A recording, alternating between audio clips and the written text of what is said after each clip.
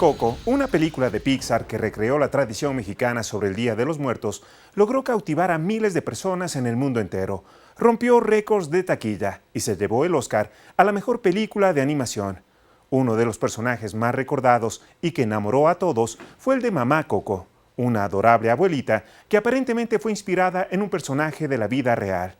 Su nombre es María Salud Ramírez, tiene más de 100 años y la siguiente es su historia. Su dulzura, fragilidad y hablar pausado conmovió al mundo entero. Mamá Coco se ganó el corazón de todos y no era para menos. Su personificación fue la mejor y muy real.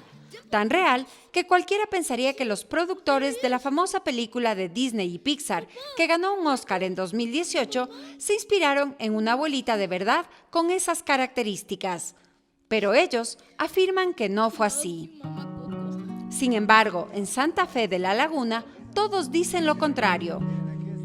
Resulta que en este pueblo mexicano, ubicado en el estado de Michoacán, vive Salud Ramírez Caballero, una mujer que luce extremadamente similar a la anciana de la cinta.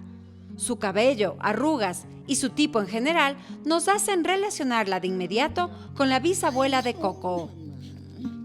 ¿Pero qué se sabe de esta tierna y centenaria mujer y las coincidencias que existen? La señora Salud tiene 106 años, vive en este pueblo michoacano junto a sus hijas, nietos, bisnietos y tataranietos.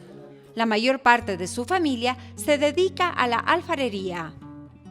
Ramírez, ahora por su edad, solo les acompaña en sus tareas, aunque desde 2017 subsiste también con el dinero que recauda por la venta de figuras de barro de Mamá Coco, idea que nació por lo popular que se ha vuelto su imagen en Santa Fe.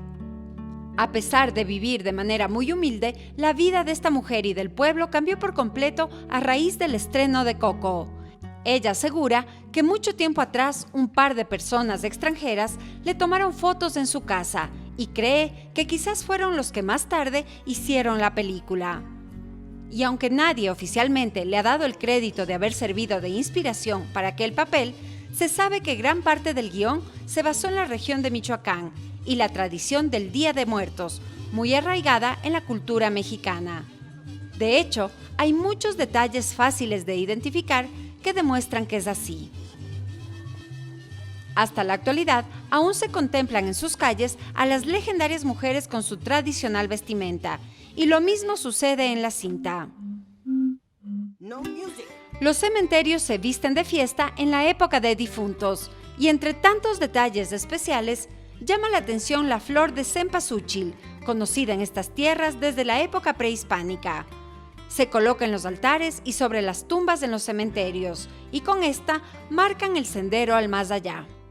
Por eso, no es casualidad que el largo puente que conduce al mundo de los muertos en Coco sea de color amarillo.